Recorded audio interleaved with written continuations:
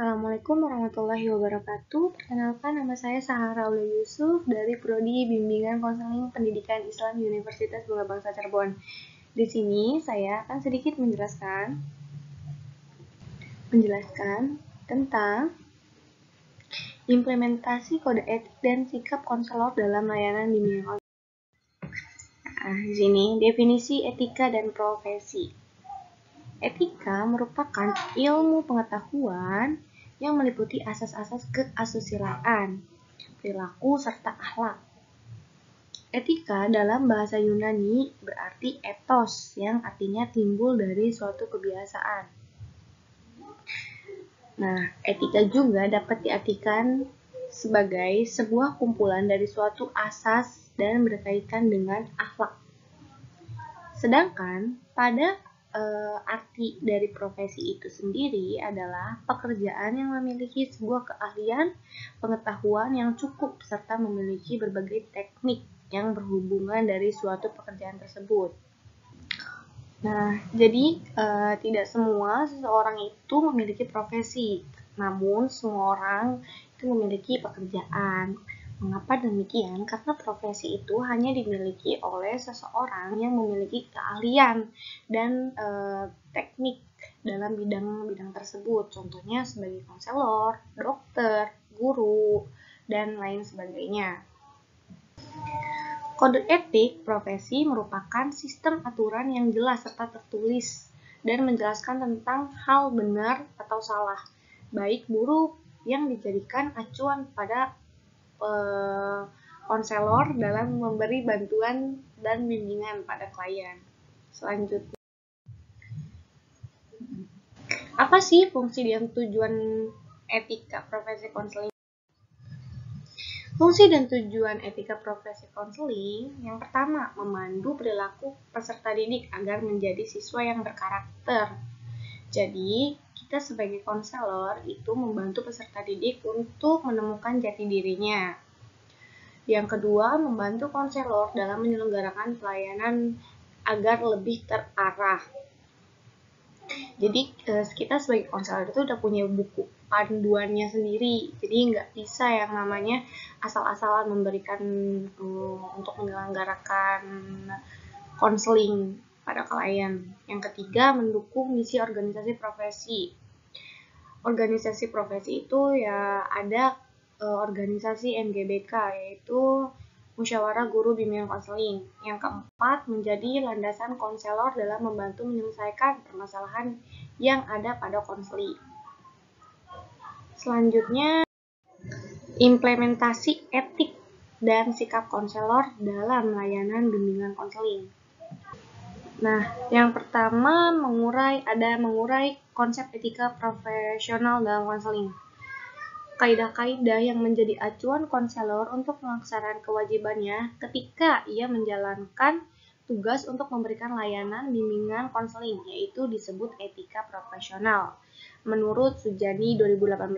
Sedangkan di sini menurut Febrian 2013, kaidah-kaidah yang dimaksud di atas yaitu yang pertama, setiap orang memiliki hak untuk memilih dan bertanggung jawab terhadap keputusan yang diambilnya. Yang kedua, bekerja dalam suatu tim bersama tenaga keprofesionalan dan profesional yang lain. Yang ketiga, menyelenggarakan layanan sesuai dengan kewenangan dan kode etik profesional konselor. Yang keempat, melaksanakan referral sesuai dengan keperluan. Yang kelima, mendahulukan kepentingan konseli daripada kepentingan pribadi konselor. Artinya apa sih? Artinya jika ada konselor yang jika ada konseli yang menghampiri kita, akan tetapi kita memiliki kesibukan yang lain. Dalam artian itu kepentingan pribadi kita sendiri. Kita tidak bisa menolak konseli untuk datang kepada kita, karena siapa tahu saja konseli tersebut sangat membutuhkan bantuan kita. Ia seperti kebingungan untuk untuk menyelesaikan permasalahan yang ia miliki. Jadi ia sangat membutuhkan seorang konselor. Maka dari itu kita harus mengesampingkan kepentingan kita untuk kepentingan klien tersebut. Nah, selanjutnya Corey dalam Moh Ishaq Ahmad dan Abu Bakar 2012 ada 5 prinsip yang dijelaskan meliputi etika merupakan bagian dari suatu pemberian bantuan yang berfungsi untuk menambahkan value seseorang konselor hingga menjadi profesional. Kelima prinsip tersebut akan dijelaskan pada slide selanjutnya. Yang pertama ada otonomi. Otonomi itu merupakan suatu kebebasan klien untuk memilih konselor yang menurutnya cocok dan bisa membantu dalam menyelesaikan permasalahannya. Jadi jika di dalam misalkan kayak sekolahan kayak gitu ada 3 konselor, nah, si klien itu bebas untuk memilih di antara ketiganya.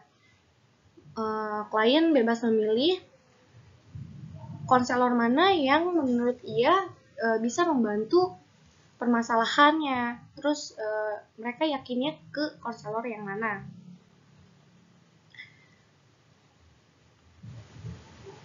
Yang kedua itu ada konselor diharapkan menjaga kode etik dan tidak melanggar antara konselor dan klien.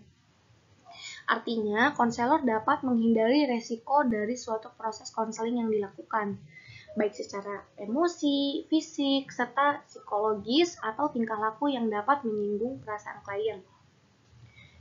Nah, konselor juga harus berhati-hati dalam melaksanakan konseling atau memberikan treatment terhadap klien.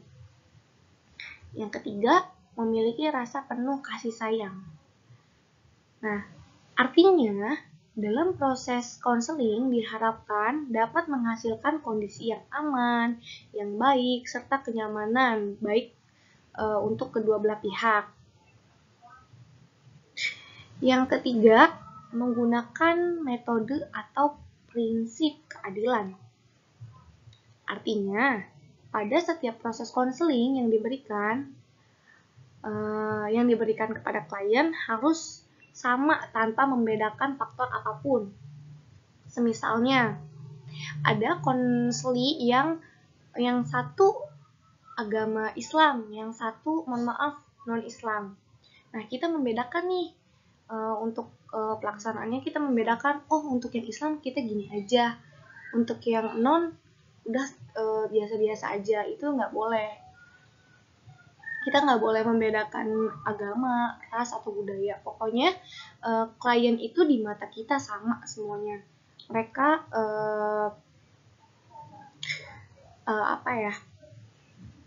mereka berhak untuk mendapatkan penanganan yang sama, yang artinya tidak dibeda-bedakan oleh konselor.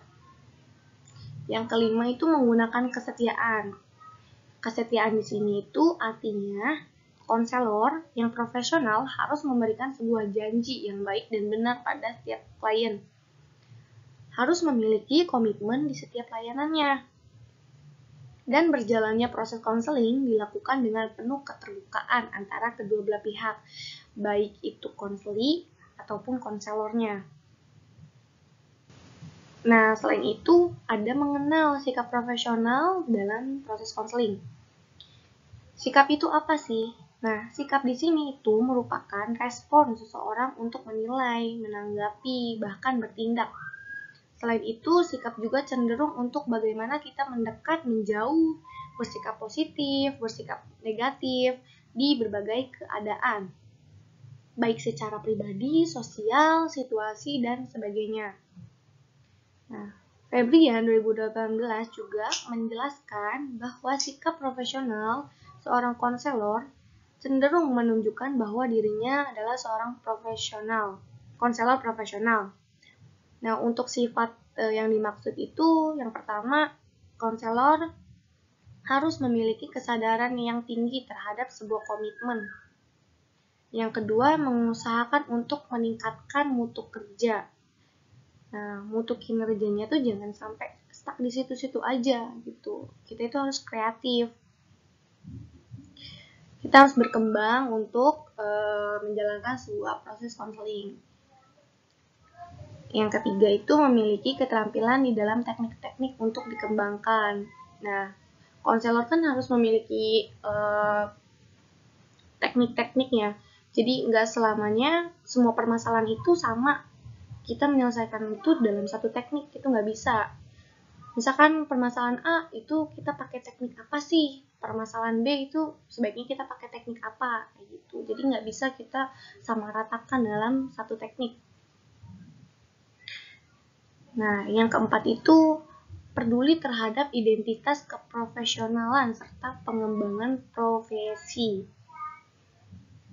Yang kelima, tidak pernah berhenti untuk mengembangkan potensi yang dimiliki di dalam diri. Nah, yang kayak tadi, kita nggak boleh stuck di situ-situ aja. Kita kan ada organisasi juga, ada MGBK. Nah, dalam suatu perkumpulan itu kita bisa yang namanya sharing-sharing tentang permasalahan, atau enggak kalau misalkan kita memiliki permasalahan di dalam klien itu, ya kita bisa sharing gimana sih gitu menurut konselor yang lain bagaimana caranya gitu. Asalkan kita tidak memberitahu identitas klien tersebut. Kita harus bisa merahasiakannya. Karena kita juga kan mempunyai 12 asas tersebut yang salah satunya itu ada asas kerahasiaan. Nah, sudah presentasi saya, pemaparan saya tentang implementasi kode etik dan sikap konselor dalam layanan bimbing konseling. Kurang lebihnya mohon maaf, saya akhiri. Wassalamualaikum warahmatullahi wabarakatuh.